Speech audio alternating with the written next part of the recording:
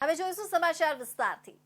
જંબુસર તાલુકાના કાવી ગામેથી દરિયામાં મચ્છી પકડવા ગયેલા માછીમાર ભાઈઓની જાળમાં શિવલિંગ ફસાઈને આવતા માછીમાર ભાઈઓએ ભારે જહેમતથી આશરે 1 ક્વિન્ટલ વજન ધરાવતા શિવલિંગને પોતાની નાવમાં મૂકીને કાવી દરિયા કિનારે લાવવામાં આવ્યું હતું। જંબુસર તાલુકાના કાવી ગામેથી દરિયામાં મચ્છી પકડવા ગયેલા માછીમાર ભાઈઓની જાળમાં શિવલિંગ ફસાઈને આવતા માછીમાર ભાઈઓએ ભારે જહેમતથી આશરે 1 ક્વિન્ટલ વજન ધરાવતા શિવલિંગને પોતાની નાવમાં મૂકીને કાવી દરિયા કિનારે લાવતા ગ્રામજનો દરિયાકાંઠે શિવલિંગને નિહાળવા ઉમટી પડ્યા હોવાના સમાચાર પ્રાપ્ત થયા છે।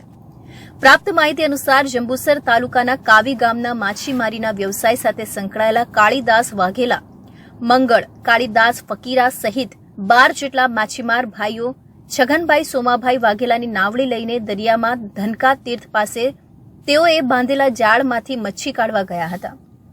ત્યારે જાળમાં શિવલિંગ આકારનો પથ્થર પણ ફસાઈ ગયો હતો। તેને જાળમાંથી બહાર કાઢીને સાફ કરીને જોતા શિવલિંગ હોવાનું જણાઈ આવ્યું હતું। આ શિવલિંગ સમો પથ્થર ભરતીના નીરમાં તરતો હતો, પરંતુ ભરતીના નીર ઓસરતા તે વજનદાર હોય ઉચકાતો પણ ન હતો।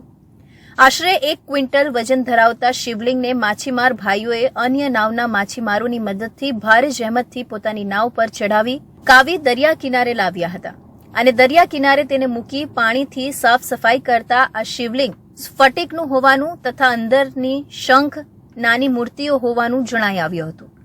આ હકીકતની જાણ કાવી ગામના વાયુવેગે પ્રસરતા ગ્રામજનો શિવલિંગને નિહાળવા દરિયાકાંઠે ઉમટી પડ્યા હતા।